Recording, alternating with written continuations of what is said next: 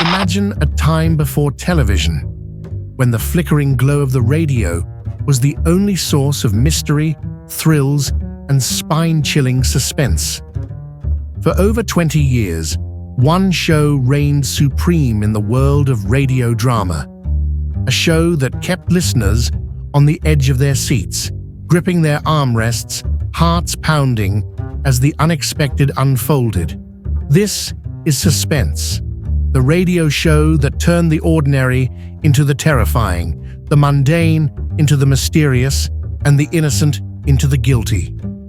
From 1942 to 1962, Suspense delivered unforgettable stories, legendary performances, and shocking twists, featuring Hollywood's greatest stars and the era's finest storytellers. So turn off the lights, lean in close, and prepare yourself for a tale of mystery and intrigue. This is Suspense.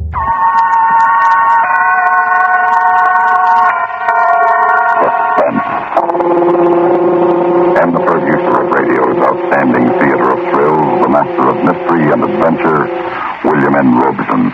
There is an old definition which describes the theater as a plank on two barrels and a passion. Analogously, we might describe radio drama as a microphone, a voice, and a story. Tonight we have all three and little else. Little else is needed when the voice belongs to an actor of the stature of Herbert Marshall. We present him without supporting players, without sound effects, and no more than the usual musical trimmings.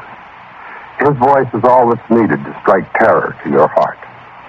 So send the more impressionable small children out of the room, dim the lights, settle back and listen, as Mr. Marshall stars in A.M. Burrage's chilling story, The Waxwork, which begins in just a moment.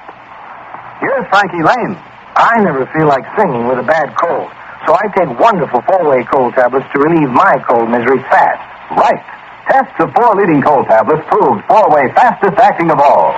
Amazing four-way starts in minutes to relieve aches, pains, headache, reduce fever, calm upset stomach, also overcomes irregularity. So when you catch cold, take my advice. Take four-way cold tablets. It's the fast way to relieve those nasty cold miseries and feel better quickly. Four-way, 29 and 59 cents. Here's a word about another fine product of Grove Laboratories. To get rid of embarrassing dandruff in 3 minutes, change to Fitch Dandruff Remover Shampoo. 3 minutes with Fitch regularly is guaranteed to keep unsightly dandruff away forever. Apply Fitch before wetting hair. Rub in 1 minute. Add water. Lather 1 minute. Then rinse 1 minute. Every trace of dandruff goes down the drain. 3 minutes with Fitch, and embarrassing dandruff gone. At the same time, Fitch can brighten hair up to 35%. Get Fitch Dandruff Remover Shampoo today. And now, The Waxwork, starring Mr. Herbert Marshall.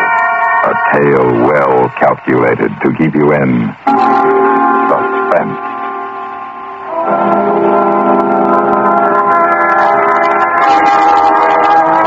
The uniformed attendants of Mariner's Waxworks were ushering the last travelers through the exit. The manager sat in his office interviewing Raymond Houston, a young journalist, somewhat down on his luck. The manager was speaking. It used to be said years ago that Madame Tussauds would give a man £100 for sleeping alone in the Chamber of Horrors. I hope you don't think that we have made any such offer, Mr. Houston. By the way, what is your paper? I'm freelancing at present. However, I should find no difficulty in getting the story printed. The Morning Echo would use it like a shot. A night with Mariner's murderers. Oh, very well, Mr. Houston. I must warn you, it's no small ordeal that you're proposing to undertake. I own I shouldn't care to take it on. I should hate having to spend the night alone in the murderer's den. Why? Well, those waxworks represent the lowest and most appalling types of humanity. The whole atmosphere of the place is unpleasant, and if you are susceptible to atmosphere, I warn you that you are in for a very uncomfortable night. Houston had known that from the moment the idea had first occurred to him. His soul sickened at the prospect. But here was a chance not to be missed. The price of a special story in the Morning Echo. Besides, if he wrote the story well, it might lead to an offer of regular employment. The manager smiled and rose. Well, I think the last of the people must have gone by now. Oh, one condition I'm afraid I must impose on you. I must ask you not to smoke. We had a fire scare down there this evening. I don't know who gave the alarm, but whoever it was a false one. Fortunately, there were very few people down there at the time, or there might have been a panic. And now, if you're ready, I'll take you down to the murderer's den.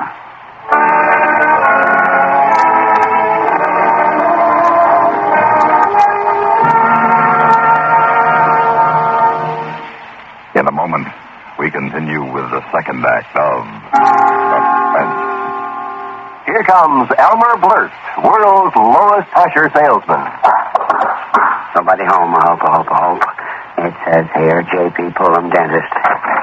You wouldn't want to buy a new 1959 Rambler, would you, Doc? You are a lucky man. I just happen to have a vacancy. Sit down. Yeah, but Doc... Open wide. That's right. You know, you don't have to sell me on the 59 Rambler.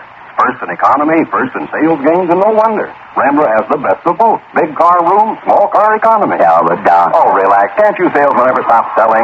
You know, Rambler's got quite an idea with that personalized comfort. Independently adjustable front seats, adjustable headrest, easiest parking and handling in America. Why, that 59 Rambler is so terrific it makes you want to put your foot right down on the accelerator. No, that didn't hurt, did it? Oh, gosh, Willikers, no. That's my lower plate you've been drilling. Rambler continues to pass car after car in sales. In state after state, Rambler now outsells all but two other makes. Come see why. Drive the success car at your Rambler dealers. And now, starring Mr. Herbert Marshall, Act 2 of The Waxwork.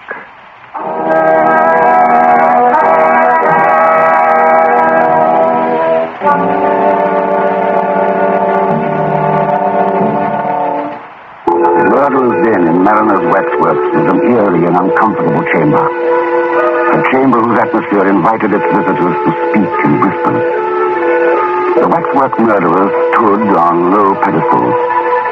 Recent notoriety has rubbed dusty shoulders with the old favorites. Thurtell, the murderer of Weir, stood as if frozen in the act of making a shop window gesture to young Bywaters.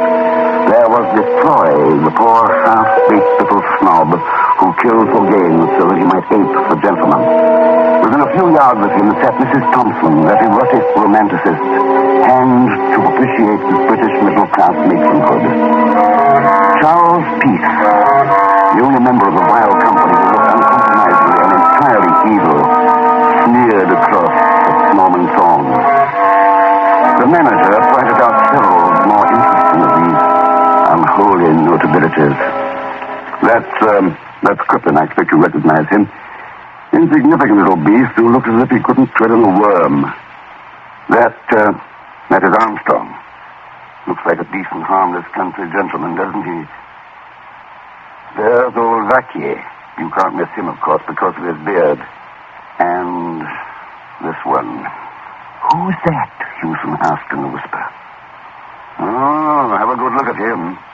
This is our star. He's the only one of the bunch that hasn't been hanged. The figure which Hewson had indicated was that of a small, slight man, not much more than 5 feet in height. It wore little waxed moustaches, large spectacles, and an opera cape.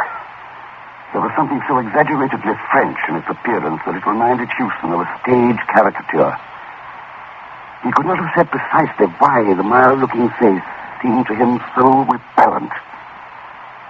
Who is he? That, said the manager, is Dr. Burdett. Hewson shook his head doubtfully. I think I've heard the name, but I forget in connection with what. Oh, you would remember better if you were a Frenchman. A little while back, that man was the terror of Paris. He carried on his work of healing by day and of fruit cutting by night. He killed for the sheer devilish pleasure it gave him to kill. And always in the same way. With a razor. But at last he left a clue behind him which set the police upon his track. But he was too clever for them. When he realized that the coils were closing about him, he mysteriously disappeared. And ever since, the police of every civilized country have been looking for him.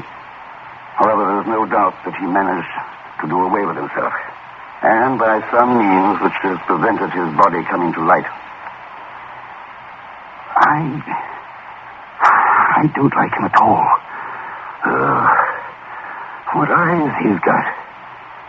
Yes, this figure's a little masterpiece. You find the eyes bite into you? Well, that's excellent realism, then, for Bourdet practiced mesmerism and was supposed to hypnotize his victims before dispatching them. Indeed, had he not done so, it is impossible to see how so small a man could have accomplished his ghastly work. There were never any signs of a struggle. I thought I saw him move. Well, you will have more than one optical illusion before the night's out, I expect, sir. I'm sorry I can't give you any more light, but all the lights are already on. For obvious reasons, we keep this place as gloomy as possible. Well, good night, Mr. Houston.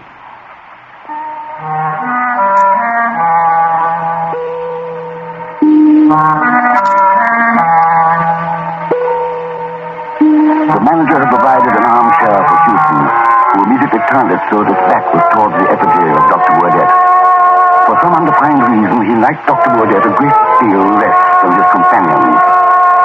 The dim, unwavering light fell on the rows of figures which were so uncannily like human beings that the silence and the stillness seemed unnatural and even ghastly. He missed the sound of breathing, the rustling of clothes, the 101 minute noises one hears when even the deepest silence has fallen upon a crowd. And the air was as stagnant as water at the bottom of a standing pond. It must be like this at the bottom of the sea, he thought. He faced the sinister figures boldly enough. They were only waxworks. So long as he let that thought dominate all others, he promised himself that all would be well. It did not, however, save him long from the discomfort occasioned by the waxen stare of Dr. Bourdet, which he knew was directed upon him from behind. The eyes of the little Frenchman's effigy haunted and tormented him, and he itched with a desire to turn and look. At last, the compulsion was too great, and he slewed his chair round and looked behind him. The image of the dreadful little doctor seemed to stand out with a queer prominence. Houston flinched before the parody of mildness which some fiendishly skilled craftsman had managed to convey in wax, met the eyes for an agonized second, and turned again to face the other direction. He is only a waxwork like the rest of you. You are all only waxworks. They were only waxworks, yes, but waxworks don't move. Not that he had seen the least movement anywhere, but it struck him that in the moment or two when he had looked behind him, there had been the least subtle change in the grouping of the figures in front. Crippen, for instance, seemed to have turned a degree to the left. Or, thought Houston, perhaps the illusion was due to the fact that he had not returned his chair to its exact original position. He had neither seen nor heard a movement, but it was as if some sixth sense had made him aware of one. He looked straight into the vapid countenance of Lefroy, which smiled vacantly back as if to say, "It wasn't I." Of course it wasn't he, or any of them. It was his own nerves. Or was it? He swung round quickly to encounter the mild but baleful stare of Dr. Bourdet. Then, without warning, he jerked his head back to stare straight at Crippen. He nearly caught Crippen that time. You'd better be careful, Crippen, and all the rest of you. If I do see one of you move, I'll smash you to pieces. Do you hear? This would not do. This distinctly would not do. These figures grouped around him were only dummies made of wax and sawdust. They stood there for the entertainment of morbid sightseers and orange-sucking trippers. But it was no good. He knew the effigy of Dr. Bourdet was staring at him. He could feel the two places where the gaze of those piercing eyes pressed into his back. He turned halfway and tried to steal a glance at the figure, but instead he felt himself whirled around to face those dreadful, hypnotic eyes.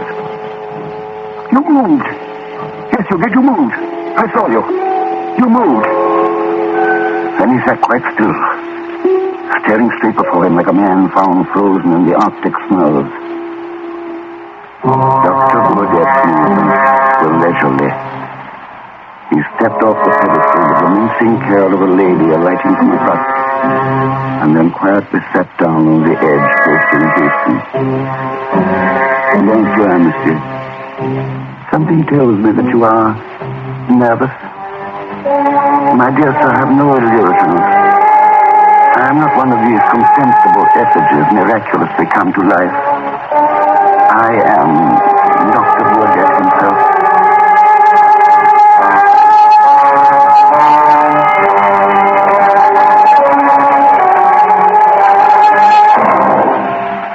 In a moment, we continue with the third act of Suspense. What do you know about the little white tablet in the little green pocket roll? Just waiting for the moment when you need 'em to bring your acid indigestion under control. Comes are the little white tablet in the little green pocket roll. Comes for the tummy, TUMS. Bring relief quicker than you'd ever guess. Best for any kind of acid distress. Keep 'em handy in the pocket roll. Keep your tummy under Tommy's control.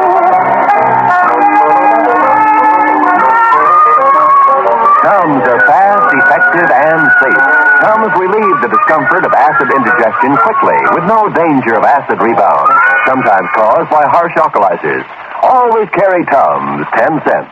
3-roll pack, a quarter.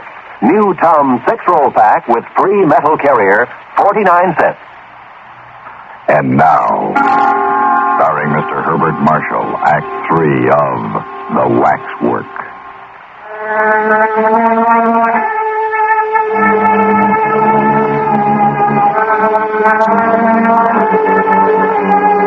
Houston sat immobile, staring at the mild little murderer. He could see, he could hear. He could not move a muscle. He could not tear his eyes away from Dr. Burdett's hypnotic eyes. The doctor continued in his easy manner. The circumstances have made it desirable that I should live in England. I was close to this building this evening when I saw a policeman regarding me a little too curiously. I guessed that he intended to follow and perhaps ask me embarrassing questions, so I mingled with the crowd and came in here. A coin bought my admission to the chamber in which we now meet, and an inspiration showed me a certain means of escape. I raised a cry of fire, and when all the fools had rushed to the stairs, I stripped my effigy of the cape which you behold me wearing, donned it, hid my effigy under the platform at the back, and took its place on the pedestal. The manager's description of me, which I had the embarrassment of being compelled to overhear, was biased, but not altogether inaccurate. Clearly, I am not dead, although it is as well that the world think I am. His account of my hobby, which I have indulged for years, although through necessity less frequently of late, was in the main true. For you see, the world is divided between collectors and non-collectors. With the non-collectors, we are not concerned. The collectors collect anything according to their individual tastes, from money to cigarette cards, from moths to matchboxes. I collect fruits. He paused again and regarded Houston's first with interest mingled with disfavor. I am obliged to the chance which brought us together tonight, and perhaps it would seem ungrateful to complain.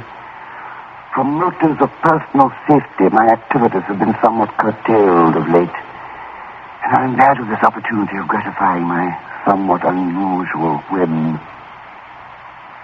But you have a skinny neck, sir, if you will overlook a personal remark. I should never have selected you from choice. I like men with thick necks, thick red necks, He fumbled in an inside pocket and took out something which he tested against a wet forefinger and then proceeded to pass gently to and fro across the palm of his left hand. This is a little French razor.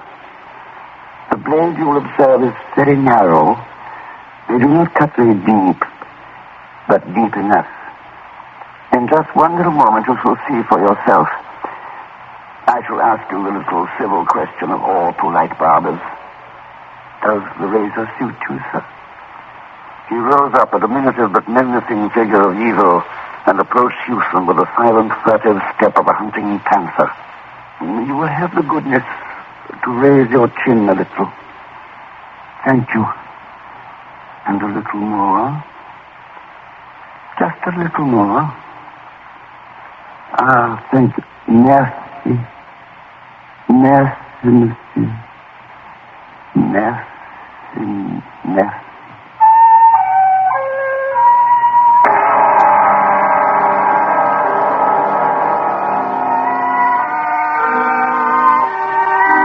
Over one end of the chamber was a thick skylight of frosted glass, which by day let in a few sickly and filtered rays from the floor above. After sunrise, these began to mingle with a subdued light from the electric bulbs, and this mingled illumination added a certain ghastliness to a scene which needed no additional touch of horror. The waxwork figures stood apathetically in their places, waiting to be admired or execrated by the crowds who would presently wander fearfully among them. In their midst, Houston sat still, leaning far back in his swivel chair. His chin was uptilted as if it were waiting to receive attention from a barber. And although there was not a scratch upon his throat, nor anywhere upon his body, he was cold and dead. Dr. Godet on his pedestal watched the dead man unemotionally. He did not move, nor was he capable of motion. But then, after all, he was only a waxwork.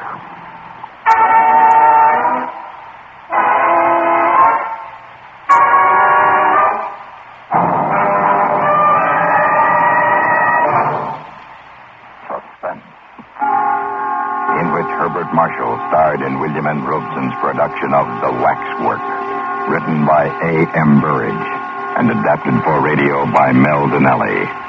In a moment, a word about next week's story of Suspense. Do you have trouble getting your husband to talk frankly about the intimate and important things in your married life? All too often, a husband's reluctance to talk about sex, money, or the children can destroy a happy marriage. Be sure to read one woman's real-life solution to this problem in the new March issue of McCall's magazine, now at your favorite newsstand. In all, you'll find more than 40 exciting features in this big new issue of McCall's. Read 15 practical, down-to-earth ideas on how you can earn an extra $1,000 this year by doing just a few hours' work each week. Learn Debbie Reynolds' side of the strange divorce story that wrecked Hollywood's ideal marriage. And see many full-color photos previewing the newest styles and hairdos that women will be wearing this spring. Don't miss the fascinating March issue of McCall's with more than 40 exciting features for you and your family. Buy the new March McCall's at all newsstands now. Listen. Listen again next week when we return with Myron McCormick in Madman of Manhattan. Another tale well calculated to keep you in suspense.